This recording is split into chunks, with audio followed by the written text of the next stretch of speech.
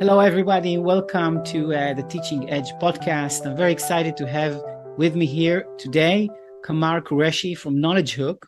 Kamar is president and chief business officer of the company, and Knowledgehook has been tremendously successful with schools all over the US, the UK, Canada, and more.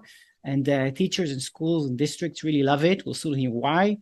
Knowledgehook brings learning and assessment into the classroom in very innovative ways, fun ways. I've seen the product and how it works. It's really exciting. It does a lot more than that.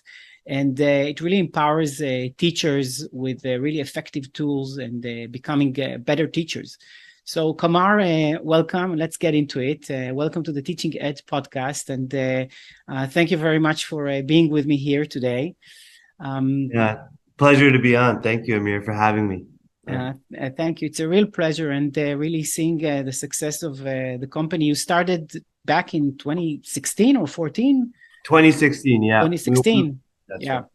So you've been around for a while and seen tremendous growth.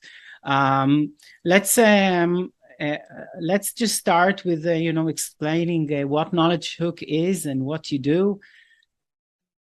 Yeah, no, I think, thank you for that great intro. Knowledgehook, really, the genesis of Knowledgehook, in 2016, we won Google's Game Changer Award. We were the only ed tech and only Canadian company to ever win it at that time. Really, the reason we won that is we found most educational technology, its hopes and aims were to replace the teacher, meaning, hey, your teacher at school isn't getting through to you. Here's one of our teachers, or here's a tool that will teach you the same concepts. And we'll do it in a different way, different approach, maybe a different teacher, and hopefully that gets to you. And that was not very beneficial for the educator or the classroom ecosystem. It created sort of inefficiencies because there's a redundancy. So I had to do assessments and work in the classroom, and I was struggling there, or I was doing okay, and I wanted to accelerate that. So I had to do new assessments and new, sort of questions outside the classroom. Hope they were aligned to the curriculum and sort of my report card and what I was aiming to do, and affect their score that way. So there's a lot of inefficiencies there. It took the teacher out of that equation, out of that education sort of ecosystem. Put a new sort of teacher in front of you, whether it's digital or whether it's physical, whether it's tutoring or other sort of math or literacy software.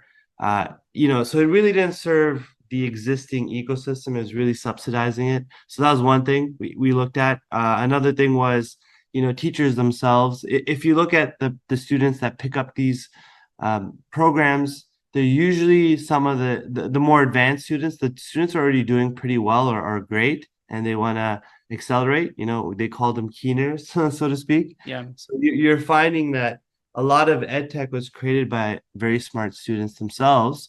And,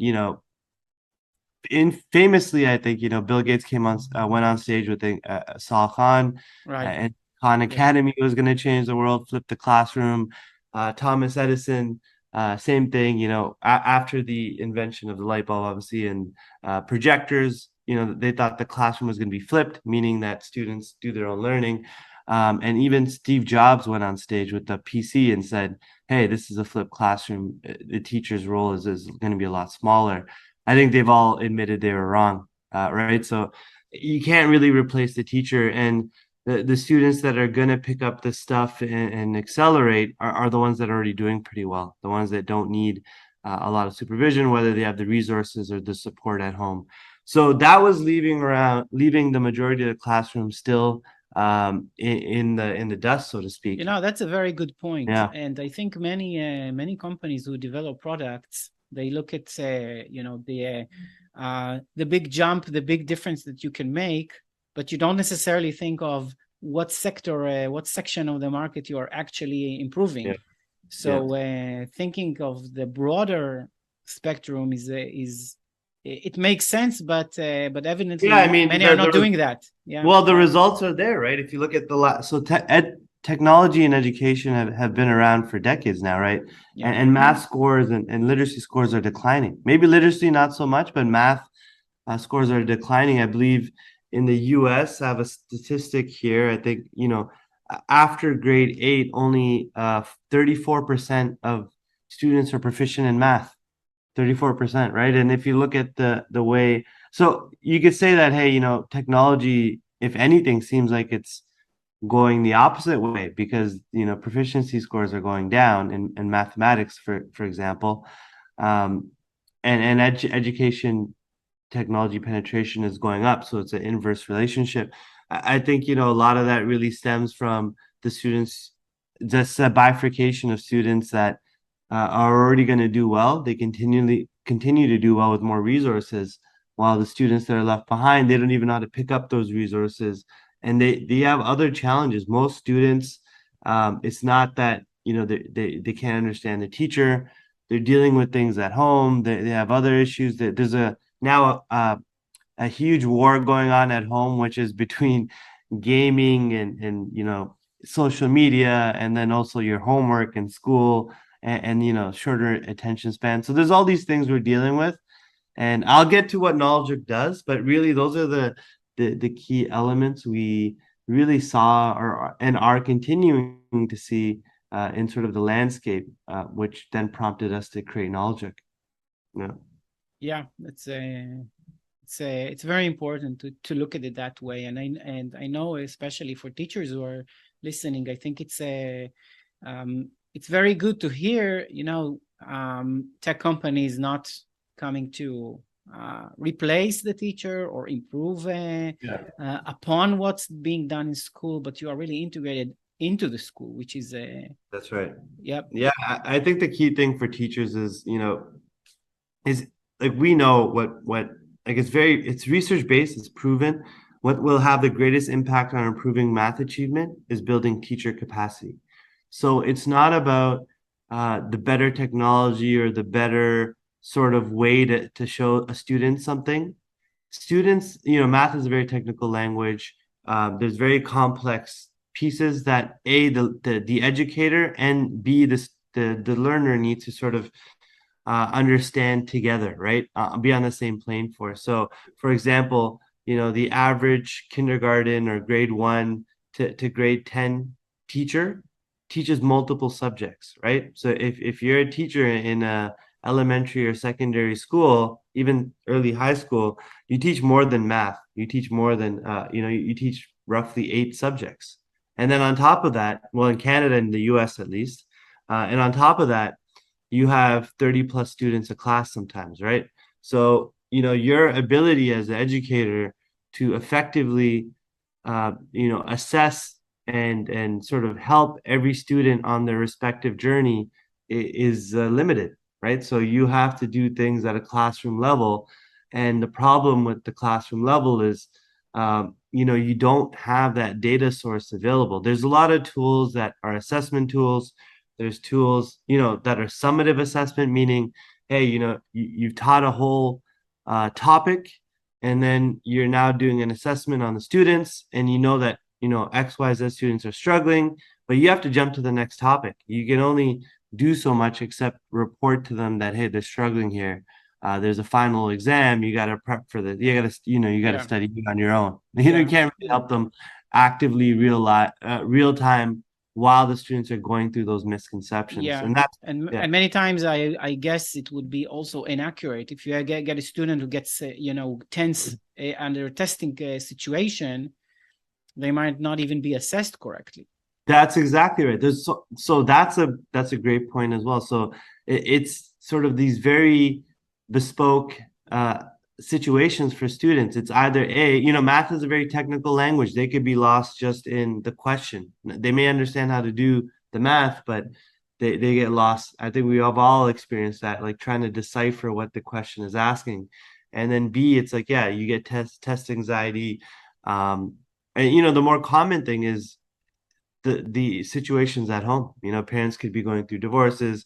There could be all sorts of issues, and that's why the lower, like, the I guess the the areas most in trouble or left behind with fewer resources, those students struggle the most, just inherently, just because of the fact that they don't have either stable maybe internet connection or access to devices or access to resources or the financial means to get that support outside of the classroom because, core problem is teachers in the classroom are over capacity.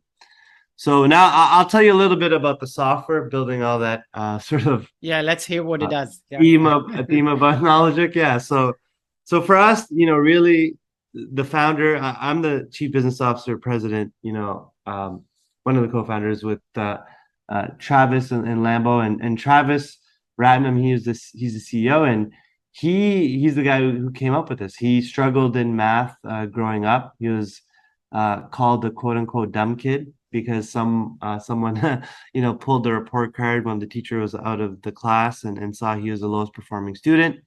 He thought he was doing okay, so that really like shook his world. His dad was a math tutor, so his dad then started working with him one on one, and Travis went on to be the top 1% of the school, dean's list, etc. Then went on to the University of Waterloo, which is the top sort of computer science development school in Canada, and got multiple offers from Microsoft. Apple went to Microsoft just because of the autonomy he'd have there and solved their number one problem. So he went from being the poorest performing student to the top student and solving the number one problem at Seattle Microsoft headquarters with all the smartest minds around him. So really that student in any other situation, if his dad wasn't a math tutor, would have been left behind.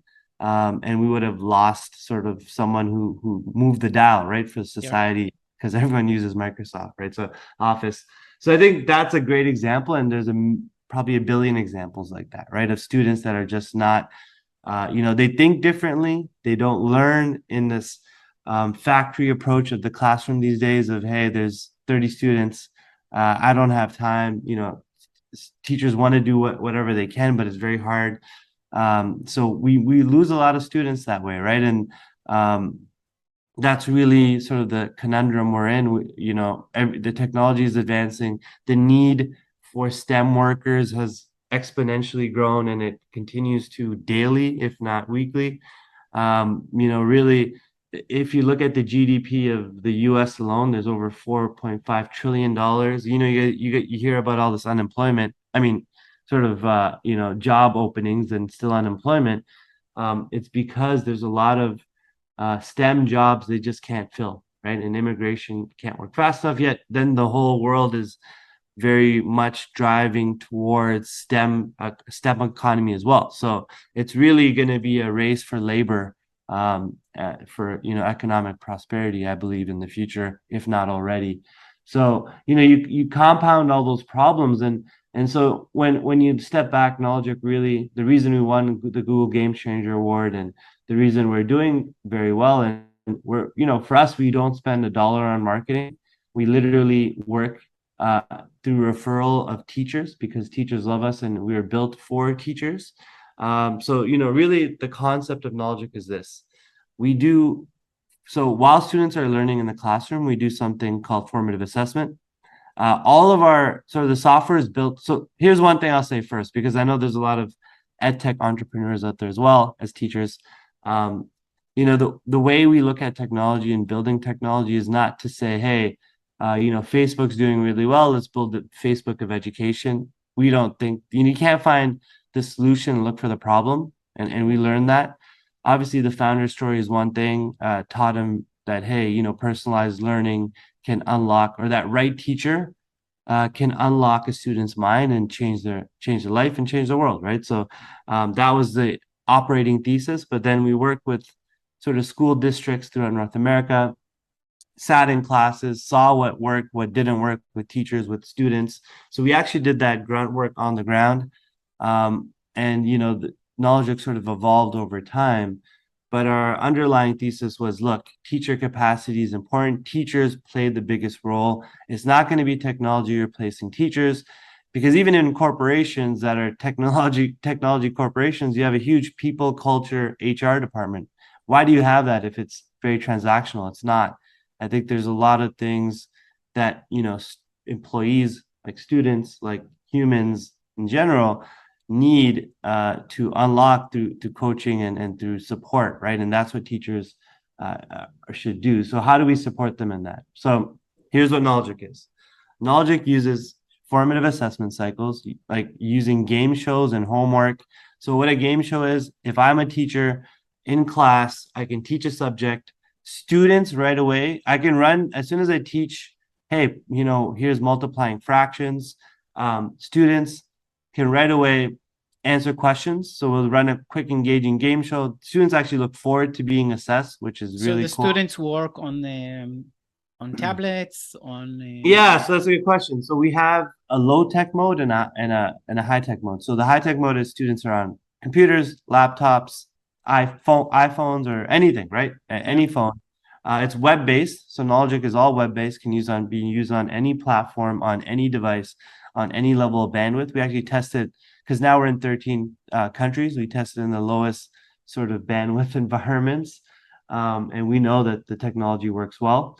So we can have multiple devices, and the teacher's running the classroom. And then while students are learning, they're also answering questions from the teacher. They're running a game show, which is like, hey, classroom's all now really engaged and they want to learn because they want to win as a classroom. So it's a growth mindset.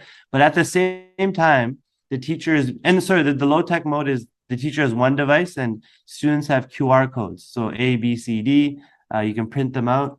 And you can flip, but the orientation, the teacher can scan the room and get assessment results of where students are going for every nice, question. very nice. Yeah, that's really cool. So that way, we're in Latin America, we're trying to go into the low tech modes because, our approach wasn't to go to private schools, it was to make it a public school because 90% of the schools are public schools. And we had to look at all the scenarios there. So just to make the point, correct me or even make it more accurate. But really, what you're doing is they play a game, and but what you're actually getting is each individual student's response. So they're actually this is a chance for you to assess them. Yes, exactly. For them, it's the experience of playing a game. Either by themselves or in the game show together with the rest of the class, but suddenly, hey, you've checked what each and every student knows. Yeah, and you know what? A lot of companies do that. That's not where we stop because it's something called the formative assessment cycle. So there's over 250 publications on this. It's what's proven by research. This is why we went this way. So what we do is we check student understanding, right? The teacher teaches, so the teacher instructs. Then there's check on student understanding. Then the teacher is fed right away real-time data while they're assessing. They're like, hey, you know what? You're teaching multiplying fractions. The way that the assessment questions are set up, they're set up by pedagogical sort of experts and math experts on our side. So we're able to decipher common misconceptions. So right away, the teacher will know, hey, your kids are confusing numerator for denominator or whatever that may be. Here's how to teach them. Here's why they're struggling. So right away, what is different is we give teachers misconception charts and professional, like in what to do. So we give them, there's a lot of assessment tools out there that are engaging, gamified, high tech, all those things, but the so what isn't there because the key thing is for teachers, we want to build teacher capacity. So we show them where students are struggling. Teachers get real-time on-the-job professional development, right? So right away, they're able to say, hey, if you taught it this way, if you did this, here's what works. And we know this on data sets of, 8 to 10 years of data. We work with hundreds of thousands of teachers, and we can actually move the dial. So the teacher can, in the class, say there's, the majority of students, let's say 40 to 50% are struggling with one concept. The teacher can focus on that.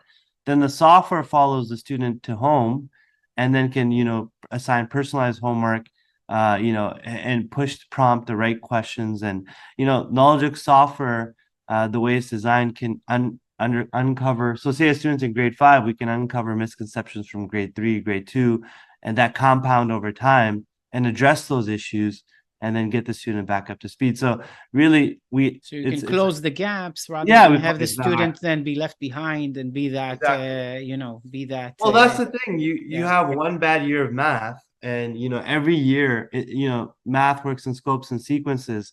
every year concepts are built upon each other. And you can't unlock concept that the schools, the classroom's already moving.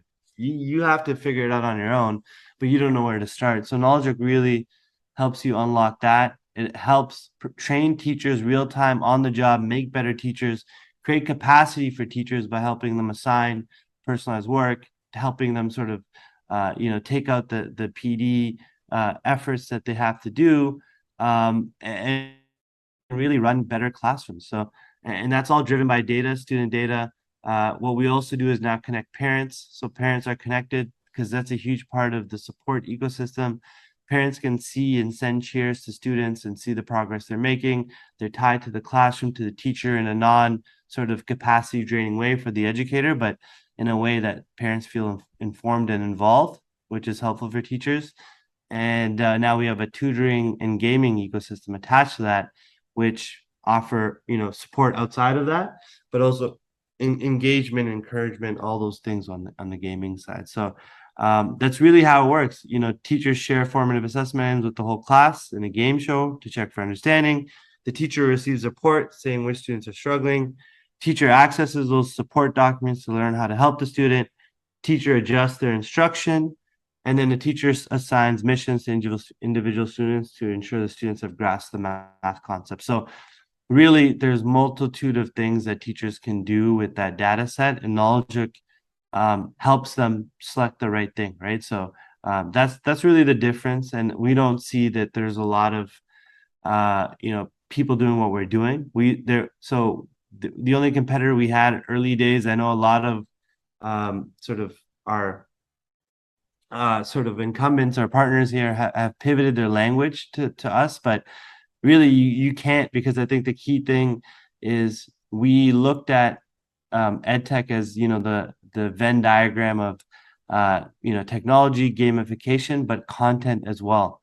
And content is king. So for us, a lot of edtechs do not spend a lot of time building a thorough content library. This is why the publishers have a great advantage.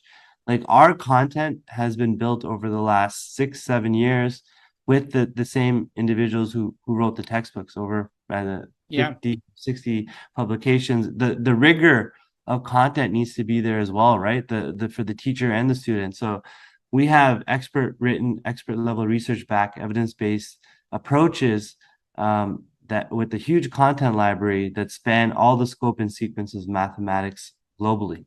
And that is data driven and delivered to the teacher in bite-sized sort of tidbits at the right time where they can absorb it and actually affect student sort of outcomes. Yeah, so really, if I look at this as if I envision myself as a teacher, then I really have a very personal guide next to me, which is aligned with the curriculum, aligned with the textbooks that I'm using. And I run assessments, and immediately I get directed to where the student needs help, and also how to give them that help in the best way. So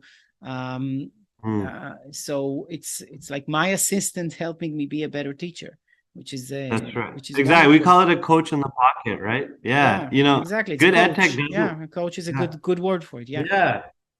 Yeah, we call it a coach in a pocket, and good ed tech shouldn't replace teachers. It should help them accelerate good pedagogy, right? So we really want to support teachers and empower them and create the capacity, because no matter what technology, this is a good question. Like, there's textbooks, there's sort of manipulatives in the classroom, there's chalkboards, whiteboards, there's a computer, there's a teacher, right? And there's a student. So what are you going to replace in the future? I don't think you're going to replace much, because your textbooks, they're going digital, they're going PDF, all these things are happening. But there's still a human element, a relation to this that, no matter what level of AI we get to, there's going to be things that, are very, teacher driven, and that will always be there. And for us, it should just be, what teachers have to do may evolve over time, but they're gonna be the ones that unlock the student's mindset, and the ones that need support, which is the majority of the classroom, to be honest. Yeah.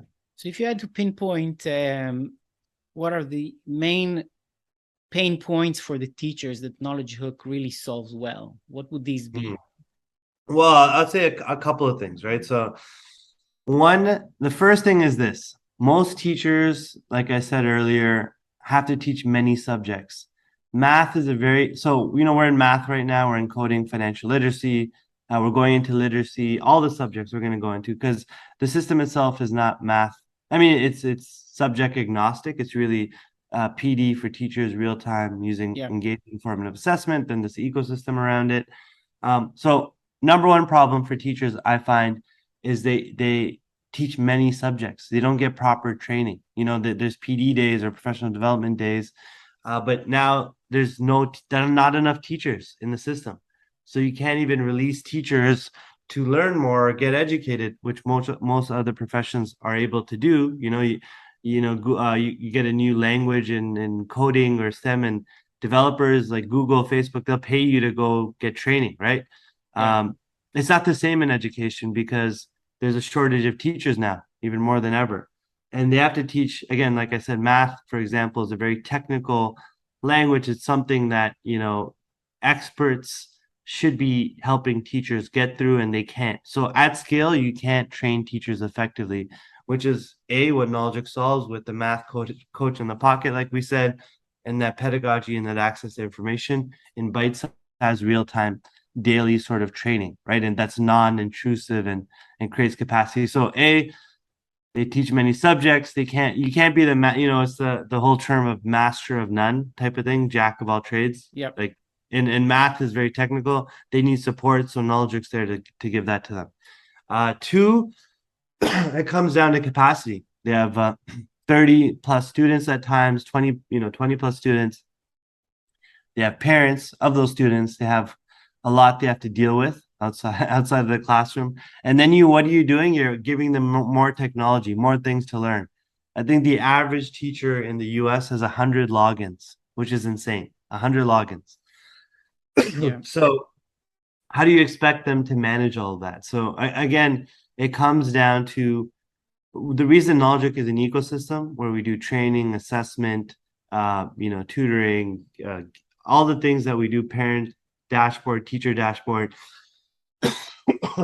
Sorry, is because we try to limit the amount of switching costs for teachers and put everything at the fingertips. But the biggest thing for us is how do you reach every student when you have no capacity? So what Knowledgehook really does is drive teacher capacity through helping them check for understanding. The formative assessment cycle manually done, so teachers giving out tests, getting them back, trying to decipher all of it, whether it's digital or not, and then trying to create some course or some lectures out of that or teaching out of that. That's very onerous, right? And that's hard to. It's somewhat of a science, but they don't have the tools for it. So we give them the data, we give them the pedagogy, we give them the support, we give them why the students are struggling, what you can do to help. So we really help teachers pinpoint their classroom struggles, not generically, hey, this is what the school is doing, or this is what the district is doing, this is what the country is doing. No, this is what your classroom needs. So we create a lot of capacity from that side. We take a lot of that off the teacher's plate. I think the third thing out of all that is, people always ask me, and what I speak at a few universities, and I've spoken to a few individuals in interviews such as this. Is the education system failing us, right? And this is what I believe. It comes down to teacher training, because as sort of the economy evolves and it's requiring new skills, a lot of that duty is put onto secondary school, right? It's not really put into K to 12, right? The elementary earlier years, because that's when you're just supposed to learn foundational pieces. The problem is in K to 12, like I said, we have a shortage of students with the aptitude to take on those higher level courses, right? Like, math proficiency is low, and that's a prerequisite to a lot of, engineering courses, etc. Yeah. So it has to come back to the K to 12 period. I think, Google University, everyone's disrupting the higher ed. That's why Knowledgehook focused on even K to 10, even for childcare services alone, it's not going anywhere. It's going to be a physical space that parents drop their kids off to, so they could do X, Y, Z. It's just always going to be there, we believe, right? While university is already being disrupted globally. But what my main point there is, the disconnect between what the economy or the world or global sort of movements are asking for is disconnected at K to 10, because to bridge the gap, say I know all my kids need to learn coding or financial literacy. Hey, why don't they teach that in school? The problem with that is you have to teach that. You can't just drop that onto a teacher's lap and call it a new curriculum or call it a new subject and expect teachers to pick it up. They have to learn it themselves, and they don't have the capacity, right? So there's a gap between how quickly can we close as the economy moves new information into the classroom to train students the most effectively for what they have to deal with as soon as they get out. The barrier to that is going to be, can the teachers learn it and teach it and understand it fast enough? Because most educators already have no capacity, and some I've even heard teachers jumping over subjects or topics that are newly introduced in textbooks and things, and because hey, 90% of the stuff I've taught, I don't get this 10% because it's just dumped on me, and the students don't need the last 10% to pass anyway. So it's going to be, how quickly can you train teachers? And that's what Knowledgehook does. We use professional development. We make it bite-sized, we drive it using student data, and we give them the so what, right? Of why they're struggling, what they should know. Teachers even, Knowledgehook even does a quick prep with teachers before they teach something. We have a math refresher that literally gives them all the concepts they need to know before they go into the class. So they even brush up on their math, because they're teaching so many subjects, so many different scopes and sequences of math alone. So we give them the refresher, we give them what to do when kids are struggling, and we really make teaching a lot easier for teachers. So the third thing is that disconnect between, hey, you know what, we want to change the curriculum, we want to put coding in, we want to put financial literacy in, and that's all great, but you need someone to teach it for it to be effective and it to work. So you need that gap of teacher training outside of just even the core subjects. So I think those are the three things that we try to address. There's obviously things with teacher compensation, all those types of things. We're not attracting enough teachers into the profession here anymore. We see that globally. I think that's another subject. Really comes down to, again, hey, you're asking teachers to take on a lot with very little. So how do you create more capacity? I think that's another capacity sort of issue. Yeah, and I think as you're speaking, it got me thinking. That we look at teachers. If you hear the word teacher, then they are meant to teach or transfer some kind of knowledge. But in fact, what they're doing, if they're doing a great job, is knowing what to teach to different students, helping students out, bridging gaps. This is not part of the knowledge itself. So the fact that you can give them the right insight on who needs what and exactly what to do with them is phenomenal. Yeah, and if you look it's really making them better teachers in my mind. Yeah, I mean, we've got the support of USC, University College of London. Obviously, we met there. I met some of your colleagues there. We have some of the top research institutions supporting our evidence-based approach, and I think it's very critical right now, because year over year, things are somewhat manageable, somewhat repeatable, and you could kind of know, hey, I'm going to lose half the class here.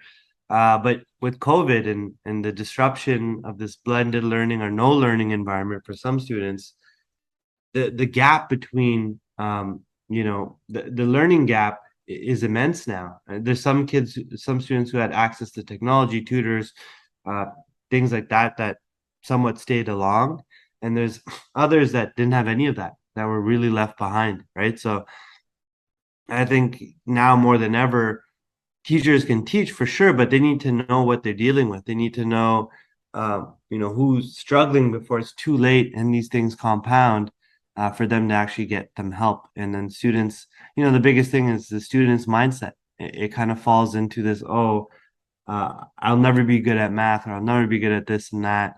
There's no way of recovering. I just don't get it. When it could be a small misconception that was maybe 2 years ago or 3 years ago that's Yeah. compounding, or it could be the fact that teachers haven't had the opportunity to sit down with them and explain things just because teachers been inundated with multiple items, and we're creatures, I think, as human beings, of stereotyping and putting things in boxes and moving on, just because it helps us, because we have no capacity. We stereotype because, not, I mean, some people say lazy, but I think it's just we don't have time. We have a million other things that we're thinking about.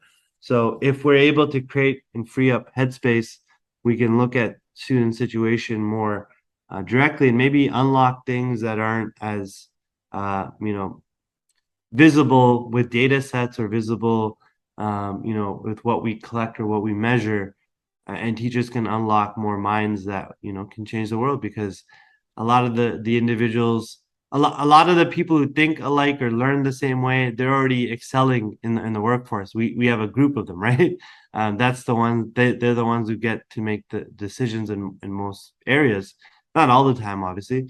But if we unlock some thinkers who don't learn the same way as us, or same way as the students that excel, and we give them the right tools and skill sets, who knows how far we can advance, right? So I think there's a lot of merit in driving and helping the students that are left behind, so to speak, every year in math.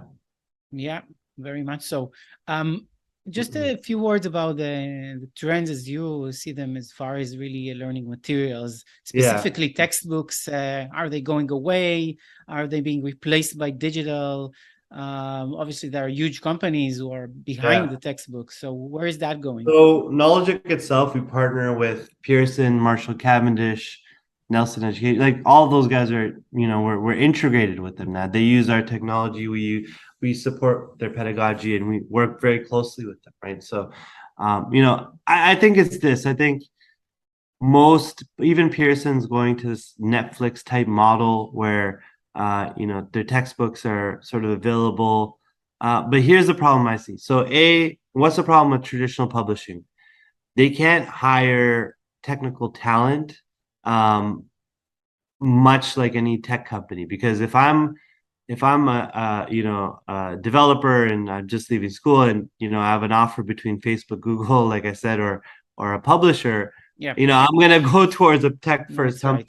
right. Yeah, and then problem B is change management. I mean, it's a publisher, it's a cottage, it's in a different industry, right? I mean, it's really a content first,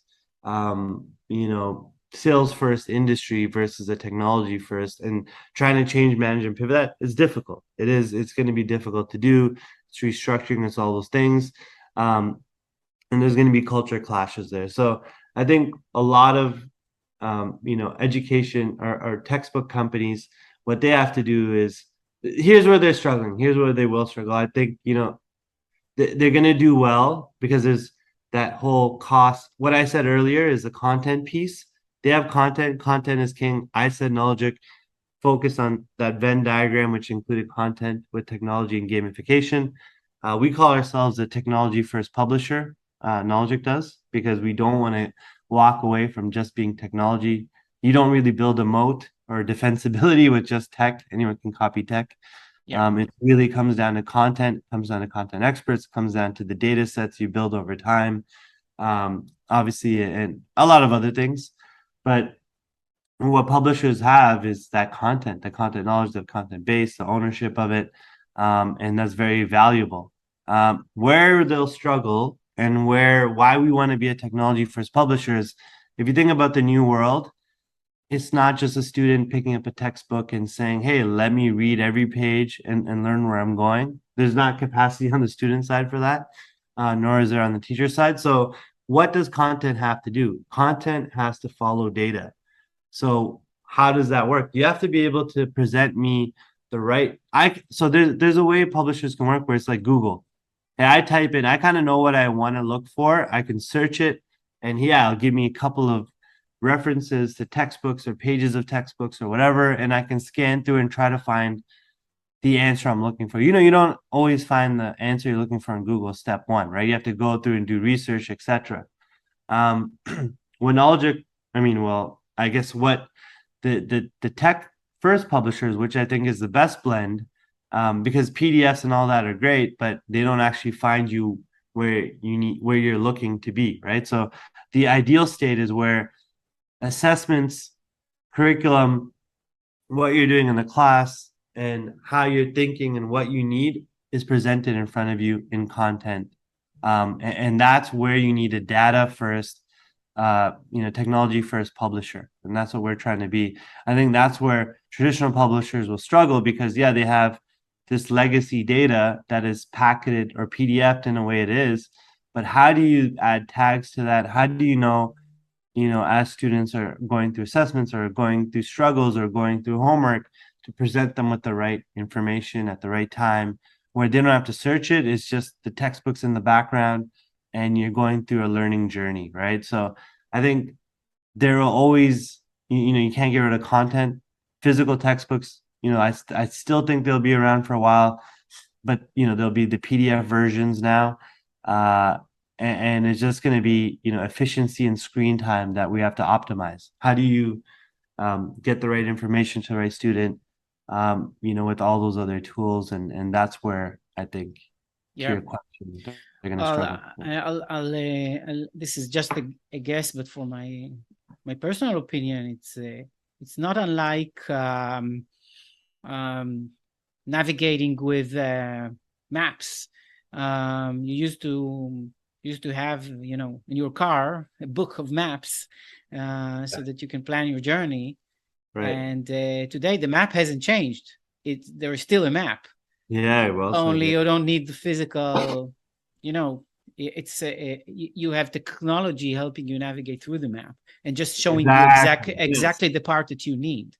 So, that's exactly right. So that's a great example. I'll take that even a step further. So yeah, you used to have the map, the sort of the atlas and sort of that in your car. Yeah. Then you went to, if you look at the mode of navigation, you could look at, there's two modes, right? You could, as soon as you search the address, it shows you the whole path, which is, I think, what traditional textbook is like, hey, here's all the things you need all at once, figure it out. And I zoom in, go through it, write it out on paper, like I have to take a left turn here, I have to take a right turn there. Or you put the start mode, right? The direction, where it gives you bite-sized information when you need it as you're going through your journey. You don't have to, exactly. So that's exactly what it is. The transition from the map, the middle point is this PDF, which has everything, which is now portable, is with you wherever. You don't need to carry a textbook.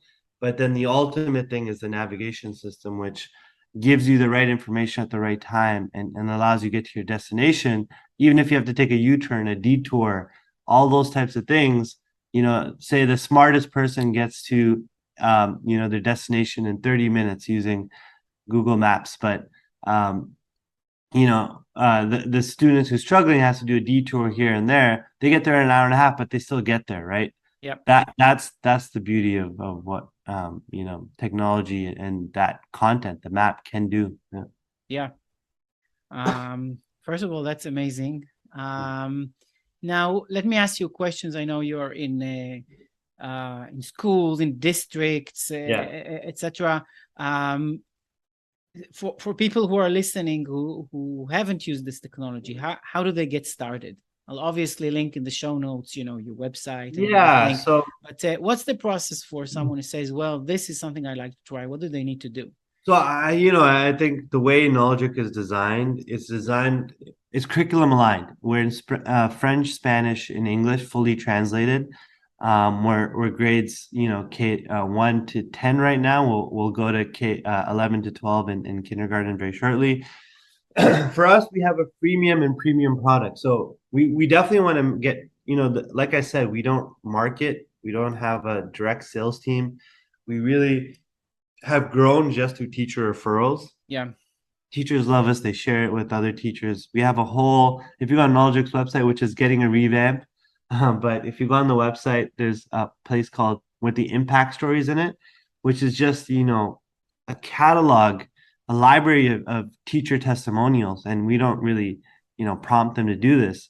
It's teachers that have used the software and what they're seeing in their classroom from it, and how it's changed their lives, right? So I think those stories permeate and get out there. And for us, we want every teacher to jump on the platform. We have over 175,000 classrooms using Knowledgehook across the world, whether we're in their curriculum or not. And for us, that's available on the website. You can sign up as a teacher, and then go through that onboarding process. Yeah. Okay. Yeah, traditionally we sell to districts, right? Yeah. Because what we're able to do, so here's another thing. So we've talked about teachers, students, parents. Now for school districts and school boards, and school authorities or whatever, however schools are organized, what we provide is system improvement. So what we do is we collect student data. We were able to help teachers manage their classroom, help teachers help the students that are struggling the most. We're able to help principals see, hey, we don't identify teachers ever, because teachers, they don't want to be reassessed and say, Yeah. hey, I'm struggling teaching my class. We just support teachers. We anonymize any information going anywhere else. And it's at a system level, we say, hey, if you're going to hold a workshop, or if you're going to do this and that, here's the subjects based on how your school, the needs of your educators are, the needs of your students are. And they're able to even take that a step further and help, like, ministries. We're working with obviously multiple ministries now. We have ministry-wide deals where we're able to show them, the support, the ROI on their spend, all these types of things. And one of the biggest questions I think everyone has is, if I put Knowledgehook in my classroom tomorrow, will my scores go up 20, 30, 40%? What happens, right? The way we look at it, and it's very, like, a lot of the data we've seen is very biased. It's like, the research is poor. The actual results, they're stretching to say, oh, it's gone up 20% because the N is 5 or the N is 10. And it's usually the 10 higher performing students or whatever it may be. We look at lead and lag measures. We look at behaviors. Are teachers accessing professional development real time? Are students engaged? Are those things happening? Are they checking for student understanding? Are they, retraining students, etc.? We're able to give all that data to show the level of activity to districts and schools. And so we really talk to district leaders about systemic support and supporting their teachers. That's our number one thing. That's what we sell to. But teachers, we want to make the tool available for them. So you go on knowledgehook.com. Yeah, you can sign up, log on. There'll be a premium sort of paywall, which unlocks sort of the professional development elements of it. But outside of that, you can access all of the assessments, the classroom planning tools, all those types of things. And you can really see your classroom data light up. And then also, the so what of it all, which is the missing link of a lot of ed techs. Right? Yeah. That's wonderful. And if they want to unlock the premium features, then this is through the school and the district, and you see teachers asking for it, and then it's being implemented. Yeah, and we have like teachers can purchase their own licenses as well. Okay. I think we've unlocked that ability only recently. Okay, that's good to know. Also, yeah. Excellent. Wow, cool. Kamar, this is it's wonderful. And just listening to you, it's really nice to see how much experience you've gathered through these just few years, and getting to really know how it works from within. And this is how you really design something that's so aligned with what the teachers really need. Yeah, we don't look at just the technology side. I won't look at, hey, AR, VR is here. How do I plug it in? Yeah, exactly. Yeah, we started looking at evidence research. We knew formative assessments, the only thing proven to improve student outcomes and to support teachers. And we're always going to follow the research. We work with University of Southern California. We work with University of College of London. We work with a lot of research institutions, and we have annual summits now where we take the research, we advance the research, and we create products or support or features in our current product based on the research. So we don't create the shiny object product like, oh, this Yeah. individual, this Yeah. program has this now and teachers love it. When we know that when we actually dive deep into it, it actually doesn't actually help their practice. It's something that is either a vanity sort of addition or it's actually not really being used outside of that initial phase. Yeah. So we Yeah. really follow evidence research and we're true to content, making sure that we never sacrifice content or the quality of instruction for teachers or students. I mean, yeah, and then you look at what works and you create technology around it. And if you take that approach of I think most students you'll learn. It's a continuous learning. We try to disrupt ourselves every day here because that's the only way we'll stay flexible, agile, and keep going.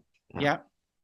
Well, congratulations first, Thank you. and That's thank you so much for your time. It's really exciting, and anyone who's listening to us, I really urge you to check out knowledgehook.com and look at all that's available. I've been there myself, and we've spoken before, so I'm really excited about this whole concept.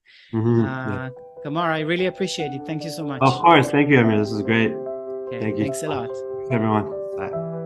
Yeah.